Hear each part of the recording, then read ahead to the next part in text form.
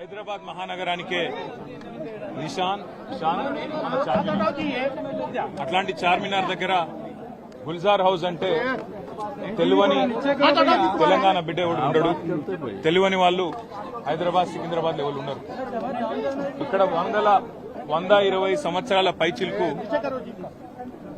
Time నుంచి ఇక్కడ ఉన్నారు. అగర్వాల్ గారి కుటుంబం మొత్తం ఇక్కడ ఉంటా ఉంది.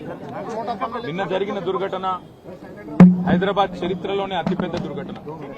అగ్ని ప్రమాదం ఏదైతే జరిగిందో ఒకటే కుటుంబంలో 17 మంది చచ్చిపోవడం అంటే నిజంగా కూడా మనసున్న ఎవరికైనా నిన్న ఆ సంఘటన దృశ్యాలు ఆ తర్వాత వాళ్ళ కుటుంబ సభ్యుల ఆర్తనాదాలు వింటే గుండె కదిలిపోయే పరిస్థితి. బాధాకరం ఏంటంటే ఇక్కడికి వచ్చిన తర్వాత కుటుంబ సభ్యులు అగర్వాల్ సమాజం యొక్క వాళ్ళ కుటుంబం యొక్క సభ్యులతో మాట్లాడుతుంటే 2.5 పాపను నిన్న అక్కడ సమాధి చేసి వచ్చినాం. అంతకంటే మాకు ఈ జీవితంలో ఇంతకంటే దౌర్భాగ్యమైన రోజు ఇంకోటి ఉండదు. మేము ఎందుకు బతుకున్నామా అనే బాధ అవుతుంది సార్.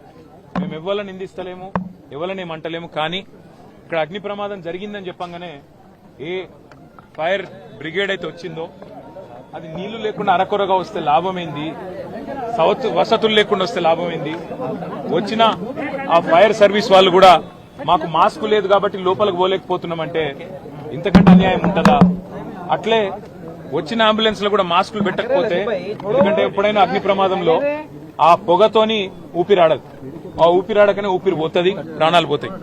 అట్లాంటప్పుడు ఆక్సిజన్ మాస్కులు లేకుండా, అట్లాంటప్పుడు వచ్చిన అంబులెన్స్ లో కనీస సౌకర్యాలు లేకుండా వస్తే ఎట్లా?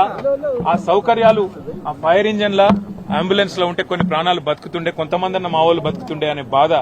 ఇలా రాజకీయం లేదు, ఎవరిని తిట్టేది లేదు. కానీ ఒకటి మాత్రం వాస్తవం, ఇంత లాపర్వా ఉంటే మాత్రం ప్రజల ప్రాణాలు మల్లబోయే ప్రమాదం ఉంది. వాళ్ళు ఎంత గొప్ప వాళ్ళంటే ఒకటే కుటుంబంలో 17 మంది చచ్చిపోయినాక కూడా వాళ్ళు అంటున్న మాట ఏంది ఇక్కడికి వచ్చినాకంటే ఎవరిని తిడతలేరు, వాళ్ళు రాజకీయం చేస్తలేరు, ఎవరిని ఫలానా వాళ్ళు మంచోళ్ళు కాదు చెడ్డోళ్ళు అంటలేరు. మాకు ఇక్కడుండే హిందువులు సాయం చేసిండ్రు, ఇక్కడుండే ముస్లింలు సాయం చేసిండ్రు, అందరు వచ్చిండ్రు, అందరు సహాయపడ్డారు, అందరు కాపాడిండ్రు. కానీ మాకు జరిగింది ఇంకొకరికి జరగద్దు. కనీసం ఇప్పుడన్నా ప్రభుత్వం మేల్కొనాలే, ఇప్పుడన్నా ముందుకొచ్చి ఈ రాష్ట్రంలో ఈ నగరంలో మళ్ళొక్క ప్రాణం ఫైర్ యాక్సిడెంట్ లో పోకుండా కాపాడండి సార్. మాకు అంతకంటే ఏమొద్దు. దయచేసి మీరు వచ్చిండ్రు సంతోషంగా, భవిష్యత్తును ఇట్లా కాకుండా చూసుకోండి అని ఒకటే ఒక్క మాట వాళ్ళు చెప్తున్నారు.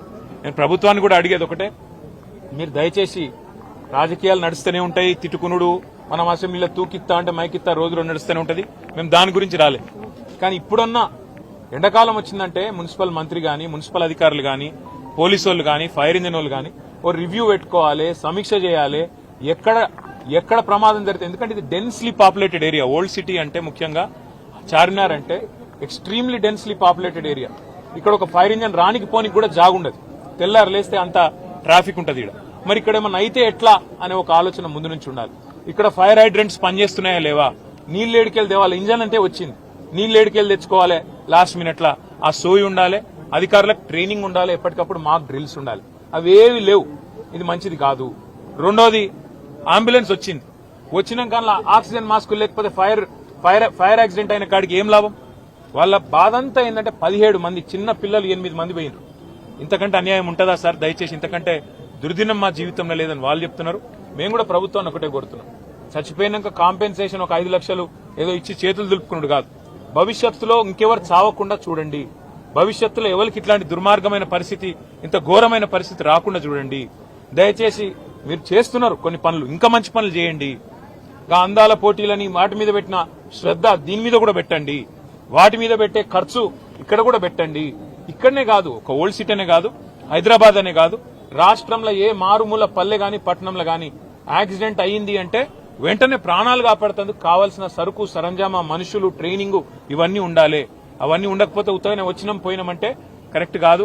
ముఖ్యమంత్రి గారు కూడా వచ్చేది ఉండే, కనీసం వచ్చి చూస్తే, ఎందుకంటే ఆయననే హోంమంత్రి, ఇంకొకరు ఎవరు లేరు. మరి ఆయన కిందికే ఫైర్ డిపార్ట్మెంట్ వస్తుంది, ఆయన కిందికే హోంశాఖ వస్తుంది. ఆయన వస్తే అధికారులు కూడా అప్రమత్తంగా ఉంటారు, అధికారులు కూడా చేస్తారు. వాళ్ళు తనలాడేది వాళ్ళు తనలాడుతున్నారు, పోలీసు వాళ్ళు, మున్సిపల్ అధికారులు వాళ్ళు పాపం చేసే కాడికి చేస్తున్నారు. కానీ పైనున్న వాళ్ళు పైసలు ఇవ్వాలి,